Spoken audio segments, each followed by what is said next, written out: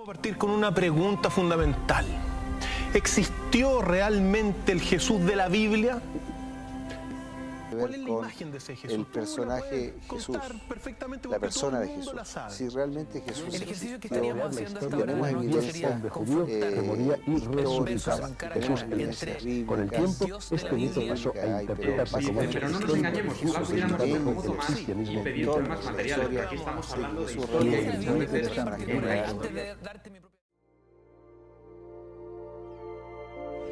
Hola, ¿qué tal, exoditos? ¿Cómo están, exoditos, dirigentes, padres de familia y asesores? El día de hoy me encuentro aquí con un sacerdote, un señor sacerdote.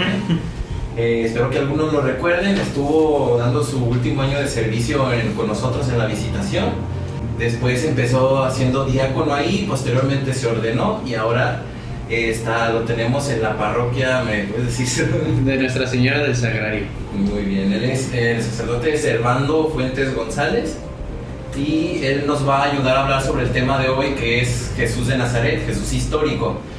Entonces, para empezar, Servando, vamos viendo.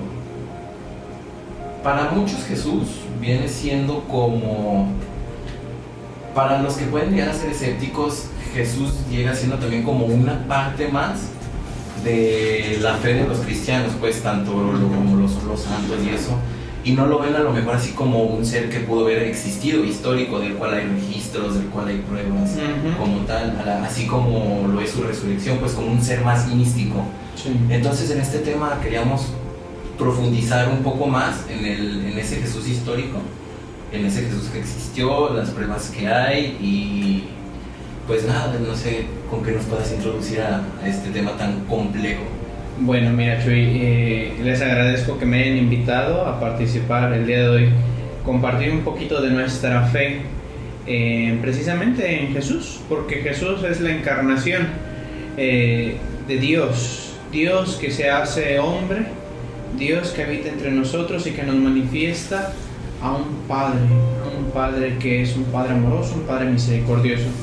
Son muchas preguntas para tratar de abarcarlas en tan poquito tiempo, pero vamos a tratar de hacer lo mejor posible. Primero, debemos de empezar a decir que es cierto. Para una persona que no tiene fe, para una persona que es atea o una persona que es escéptica, es decir, que ni afirma ni niega la existencia de Dios, pues Jesús será un personaje ciertamente relevante, un personaje que tiene importancia porque no se puede negar 20 siglos de tradición de la Iglesia Católica, ni todo el aporte que se ha dado a lo largo de la historia. Pero una de las cosas que estas personas no comparten con nosotros es el don de la fe. Y el don de la fe en sus comienzos, en sus principios, es apertura a Dios, como quiera que nosotros lo entendamos, ¿sí? Bueno, entonces decía que este tipo de personas, los escépticos, los que no niegan ni afirman la existencia de Dios, o las personas ateas que no creen en ningún ser divino, pues no tienen el don maravilloso de la fe. Y digo que es un don porque en principio de cuentas la fe es un regalo de parte de Dios. Entonces, al hablar del Jesús histórico tenemos que tener bien en cuenta esto. Primero, el don de la fe. Ahora, tú me decías, Chuy, pruebas, Padre, ¿qué pruebas existen de la existencia de Dios? Bueno, si tú me estás hablando de pruebas a nivel científico, y científico entendemos cómo se define ciencia en nuestros días, el estudio de la actividad de la materia, pues yo te diría, ninguna. Pruebas, ¿por qué? Porque la ciencia es el estudio de la actividad de la materia y la materia es todo y solo aquello que se pueda medir por una de las 4 fuerzas que la rigen. Entonces, para conocer la realidad no nos basta un solo método, no podemos conocer la realidad solamente por el método científico, sino que necesitamos de la filosofía y de la teología. Ninguna respuesta puede agotar la realidad de un fenómeno que aparece. Necesitamos de estas 3 ramas: lo científico, lo filosófico y lo teológico. ¿Por qué? porque solamente lo científico te va a decir eso, lo que es la materia. Ahora, la filosofía va a responder el para qué, y la teología te va a hablar de la finalidad del estudio de la materia. Ahora, para conocer a Jesús, Chuy, tenemos muchísimas formas de hacerlo. Yo diría que una de las maneras más bellas y más óptimas es a través de los evangelios. El evangelio, chicos, no es una biografía de Jesús, Nadie ha podido escribir una biografía acerca de Jesús, no existe. ¿Por qué? Porque cuando Jesús estuvo con nosotros aquí en el mundo, no traía un escribano detrás de él que fuera escribiendo todo lo que él, cómo era, lo que decía, no. Recuerden que los evangelios se van compactando y se van conformando a través de la tradición oral, que ahorita les voy a decir lo que es la tradición oral. Padre, entonces, ¿qué son los evangelios? Los evangelios son la palabra de Dios, primero. Segundo, los evangelios son los dichos y los hechos de Jesús. Es decir, lo que Jesús dijo y lo que Jesús hizo. Ahora, Padre, en los evangelios está todo lo que Jesús dijo e hizo. Yo le respondería, no. El mismo evangelio lo dice. No todas las cosas que Jesús dijo e hizo están escritas en este libro. Se escribieron estas para que ustedes crean que Jesús es el Hijo de Dios, el Salvador. Entonces aquí ya entramos a otra pregunta interesante. El conocimiento de la persona humana no se da solamente a través de datos científicos, y menos un conocimiento vivencial, existencial. Ustedes me pueden, a mí, al Padre Servando, pasar por el laboratorio y les pueden decir que soy un ser humano de género masculino y que estoy conformando por tanto masa, tanta agua, tanta bla bla bla bla bla bla, pero eso no agota lo que yo soy.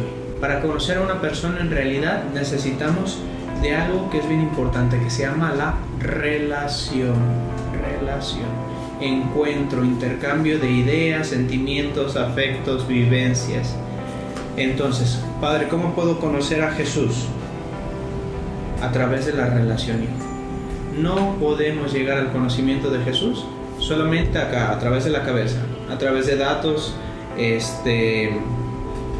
de nociones, de ideas, de teorías, no. A Jesús se le conoce en el trato, en la relación. Y Padre, ¿cómo nos podemos relacionar con Jesús? Yo les diría que el método más lindo para relacionarse con Jesús, el mejor método es la oración y la caridad. La caridad, que es el amor de Dios que se encarna en nosotros, el vivir para los demás. Miren, hijos, hablar sobre el origen de Jesús, tenemos nosotros 4 narraciones de un solo evangelio. Evangelio significa buena noticia, y buena noticia que es para nosotros, para los seres humanos. Las 4 narraciones son Mateo, Marcos, Lucas y Juan, y en esas narraciones se nos habla del origen de Jesús, se nos habla de su padre, de su madre, su padre el Señor San José, su padre adoptivo, de la Santísima Virgen María, que concibe por obra y gracia del Espíritu Santo. Es decir, que la Santísima Virgen María da a luz al Hijo de Dios sin participación de varón, por la fuerza y la gracia y el don de Dios. Y también ahí se nos habla de un poco la cultura de Jesús. Jesús nace, crece en una cultura determinada, más o menos hacia el año 1 o 2 antes de Cristo. Padre, a ver, ¿cómo? En el año 0. Bueno, es que ustedes sabrán que nuestro calendario ha sufrido modificaciones, y las cuentas estarían 1 o 2 años antes de su nacimiento, ¿sí? de lo que se ha estipulado. Vamos bien hasta aquí. Y Jesús, ¿en qué cultura nace, Padre? Nace en la cultura de Israel, en el pueblo de Israel, es decir, el pueblo judío. En el año 1 o 2 antes de Cristo, muere en el año 30, 31 y resucita y asciende al cielo. ¿Cómo era la cultura de Jesús, Padre? Era una cultura netamente judía, con las tradiciones de los judíos de aquel tiempo, donde la familia estaba centrada en el padre. Era una cultura no matriarcal como la nuestra, sino era una cultura patriarcal. El ambiente donde Jesús se desarrolla es un ambiente muy familiar, netamente patriarcal, donde el padre de familia era el jefe, y alrededor de él, vivían otras familias. Era una casa grande donde había pequeños cuartos que se usaban en realidad solamente como dormitorios. La gente casi siempre estaba como en la cochera. Ahí estaban la cocina, el taller, donde se dedicara a lo que se dedicara el papá. Muy bien, entonces estamos diciendo que Cristo nuestro Señor se encarna, nace, pertenece a una familia y adquiere el oficio de su padre, que es un obrero, un carpintero.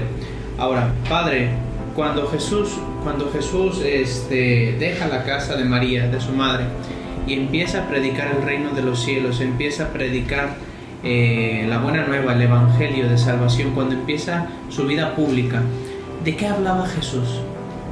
Jesús hablaba del reino de los cielos. El tema central de la predicación de Jesús era el reino de los cielos. Padre, ¿qué es el reino de los cielos? El reino de los cielos es la plenitud de la persona humana. Es como Dios te ha pensado a ti desde que te creó.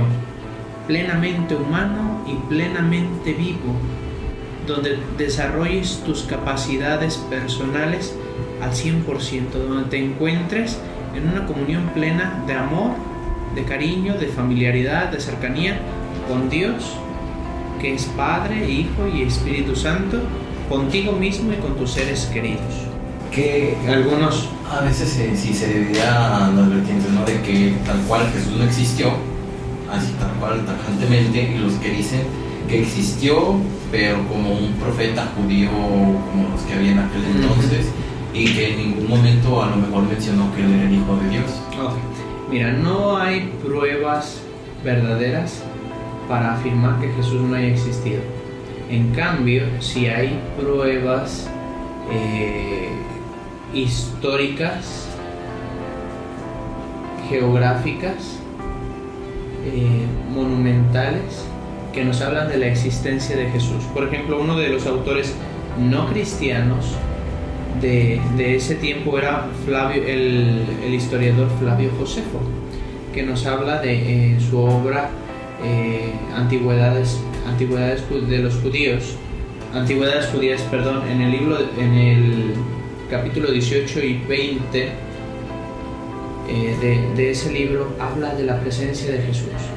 Otro historiador, Tácito, Flavio Josefo, las pruebas de la misma tradición oral de los judíos, de los apóstoles, es que si nosotros tenemos hasta nuestro tiempo una historia, y no hablo de historia religiosa, una historia humana, ¿cómo yo sé, por ejemplo, Chuy, que existió la Segunda Guerra Mundial? Por registros de testigos dignos de fe. ¿Sí? Ahora, ¿cómo yo sé que existió Jesús? Por testigos dignos de fe. Todo conocimiento humano se transmite a partir de testigos dignos de fe. ¿Cómo yo sé que si me abren aquí el tórax y van a encontrar mi corazón? Porque nunca me he visto el corazón. ¿Y cómo sabemos que ahí hay unas válvulas? ¿Por qué? Porque hay otros que ya lo vieron y que dan testimonio de ellos, pero son testigos dignos de fe. Entonces, esto me da pie para hablar de la tradición oral. Cuando el Evangelio, la narración del Evangelio se pone por escrito hasta el año 70-75, y el primer evangelista que escribió fue Marcos.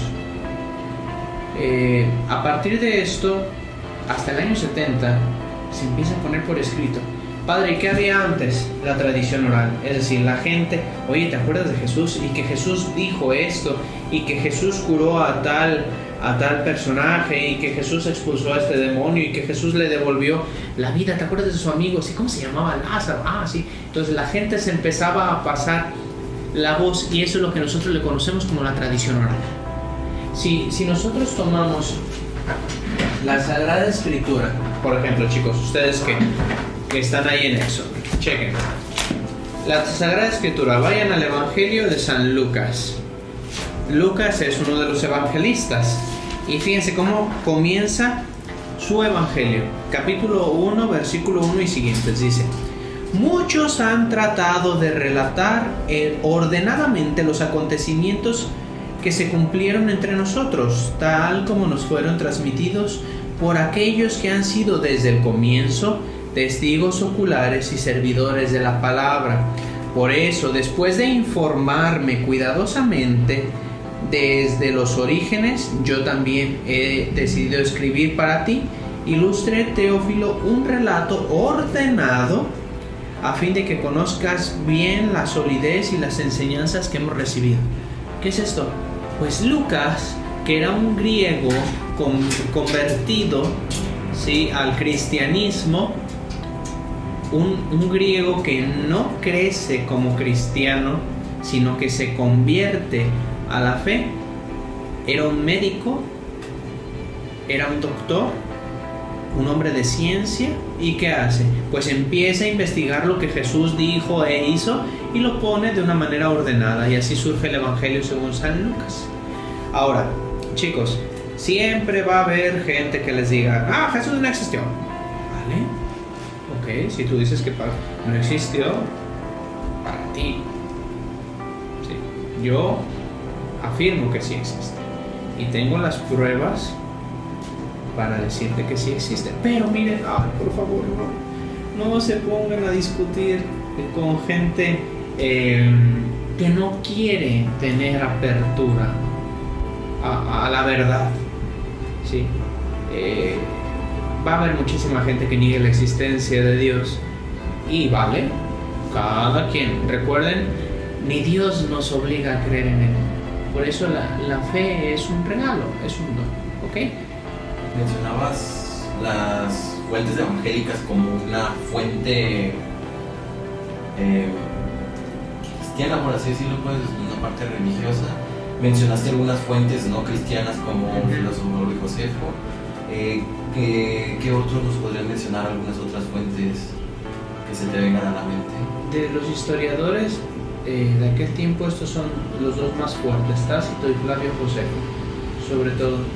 Pero también en las narraciones, por ejemplo, ustedes pueden ir a la historia de los primeros emperadores romanos, y sobre todo las que narran las persecuciones de Nerón, hablan muchísimo de los seguidores del camino, y así les llamaban a los cristianos en los primeros siglos de la iglesia, los seguidores del camino, en los primeros años de la iglesia. Porque, ¿se acuerdan? Jesús dice una vez en el Evangelio: yo soy el camino, la verdad y la vida. Entonces se arguye mucho a esto, ¿no? Los cristianos, los seguidores del camino, aquellos que seguían a un tal Jesús Nazareno, y hacen referencia a la existencia de ese Jesús. Como tal, registros históricos, ¿nos podrías hablar de uno? Por ejemplo, sabemos que existe como la Sábana Santa, que hay registros de... Pues sí, un registro, ¿no?, de los juicios, crucifixiones que se hacían en aquel entonces. Se describe... Mira, por ejemplo, el Evangelio nos habla de lugares geográficos donde Jesús aparece, ¿no? Por ejemplo, el Monte de la Transfiguración, el huerto de Getsemaní, el lago de Galilea, toda la geografía bíblica, la geografía de Palestina. Y como se describen en el Evangelio, así aparecen. Entonces, el Evangelio, al ser escrito en el año 70, pues seguramente lo que Jesús dijo y hizo es cierto. ¿Por qué? Porque los lugares geográficos están. Bueno, mira, la Sábana Santa o el sudario de Cristo, ¿se pueden tomar como prueba de la existencia de Jesús? Sí, pero no son un dogma de fe. Es decir, la Iglesia no se ha pronunciado sobre eso como un dogma de fe, es decir, como una verdad de fe que hay que creerla. Lo que sí es muy curioso en la Sábana Santa es que lo que está marcado está flameada, tiene radiación. El contorno que se queda es una radiación. Entonces ahí podríamos incluso hasta hablar de la resurrección de Cristo. Yo a lo mejor por mi falta de ciencia o de pericia no se lo sabré explicar bien, pero sí les puedo recomendar dos conferencias muy interesantes acerca de esto. Una del padre Manuel Carreira, un jesuita astrofísico que es fue asesor de la NASA y era un científico y que acaba de morir, por cierto. El padre Manuel Carreira, búsquenlo así, Manuel Carreira y la Sábana Santa, o Manuel Carreira y la resurrección. Y el otro que escribió mucho acerca de esto es el padre Jorge Loring, un jesuita también, y habla con mucha precisión sobre este tema de la Sábana Santa. Yo no les digo más porque en realidad desconozco a profundidad el fenómeno pues, de la Sábana Santa. Una de las pruebas históricas acerca de la existencia de Jesús son, creo yo, a mí me gustaron muchísimo los concilios cristológicos, hijos. Los concilios cristológicos sobre la persona de Jesús, el conocimiento de su persona, de su divinidad, de su actuación, no se dio de una manera instantánea, sino que nuestro conocimiento de él ha sido gradual a lo largo de la historia. ¿Y cuáles son estos concilios? Obviamente no les voy a dar una clase aquí de los concilios cristológicos, pero sí se los voy a mencionar para que ustedes los estudien por su cuenta. El concilio de Nicea, Constantinopla, Éfeso y Calcedonia. Nicea en el año 325, Constantinopla, Éfeso y Calcedonia. Padre, ¿y qué se discutía en estos concilios? La divinidad de Cristo, la humanidad de Cristo, la maternidad de la Santísima Virgen María, la persona de Dios Padre y del Espíritu Santo, es decir, todo lo que tenía que ver en referencia a Jesús. ¿Cómo es posible que se hayan hecho 4 concilios sobre una persona que no existió? Entonces sería un absurdo, ¿no lo creen? Es como si se metiera a un debate sobre algo que no existe. A ver, vamos a debatir, Jesús, sobre la existencia o no de los unicornios. Entonces, padre, eso es algo absurdo, no se puede debatir de algo que no existe. Exacto. Entonces, ¿qué es un concilio? Un concilio era la reunión de los obispos de aquel tiempo para aportar las ideas, las pruebas, el discernimiento sobre la persona de Jesús. Y todo lo que tenía que ver con él surge en los primeros 5 siglos de la Iglesia. El concilio de Calcedonia, si no me equivoco, hijos, porque ya hace 6 años que lo estudié eso, es en el año 525, me parece. En el 525, sí, me parece que sí. Chéquenlo, de todas formas, ustedes estudienlo. Eso yo creo que sería una prueba una prueba histórica de la existencia de Jesús. Ahora, no podemos perseverar tanto en la existencia, en la existencia de alguien si no hubiera existido 20 siglos. Imagínense que Jesús no hubiera existido 20 siglos, vivir engañados, no lo creo, sería algo absurdo, y menos si Jesús no fuera Dios. No podemos llegar a creer y a recordar tanto a una persona que no haya existido y que no haya sido Dios. Yo te aseguro, por ejemplo, tú que me estás viendo, tú eres una persona que tienes a tu familia, tienes a tus padres, tienes a tus abuelos, tienes a tus bisabuelos, posiblemente, pero yo te aseguro que los abuelos de tus tatarabuelos, tú no sabes quiénes son, ni los recuerdas, y estamos hablando de 4 o 5 generaciones atrás. y son personas cercanas a ti, son tu familia, y ya no sabes ni quién son, ni sabes cómo se llamaron. Entonces, imagínense una persona que vivió hace 2000 años y que todavía su recuerdo está vivo y está presente y está actuante en el mundo de hoy. Seguramente tuvo que haber existido. ¿Y esto a qué se lo debemos, Padre? Bueno, se lo debemos a que Jesús existió, existe, porque Jesús por su resurrección está vivo. Y otra, bien importante, Jesús está actuando en la historia a través de la presencia del Espíritu Santo, de la tercera persona de la Santísima Trinidad. Vale, pues mis conclusiones. Jesús existe, claro que existe. ¿Por qué? Prueba de ello es que existe el amor, que existe la compasión, que existe la bondad, que existe porque yo lo he vivido y lo he experimentado real y palpablemente en mi vida a través de la oración, del diálogo, de la relación con Él. Existe Jesús porque hay pruebas históricas, literarias, geográficas que me hablan de la existencia de este personaje que es histórico. Existe Jesús porque Él mismo nos lo dice en el Evangelio: yo estaré con ustedes todos los días hasta el fin del mundo. Pero, como les digo, hijos, a Jesús no solamente se le tiene que conocer por el método científico. Sería pobre, sería muy pobre. A Jesús se le conoce a través de la relación. Y Jesús, antes que nada, es nuestro amigo, nuestro compañero. Y a un amigo no se le conoce desde el laboratorio, se le conoce compartiendo la vida, se le conoce pasando momentos con Él, se le conoce divirtiéndose con Él, se le conoce dialogando con Él, se le conoce en los momentos de alegría, de tristeza, de coraje, de amabilidad. Así es como llegamos nosotros a conocer a las personas. Les agradezco mucho que me hayan invitado. Ojalá que no los haya revuelto más de lo que como comenzamos.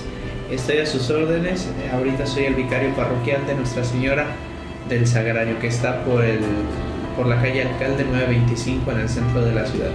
Cuídense mucho, hijos, y les doy la bendición. ¿Sale? La bendición de Dios Todopoderoso, Padre, Hijo y Espíritu Santo, descienda sobre ustedes y permanezca para siempre. Amén. Muy bien, chido.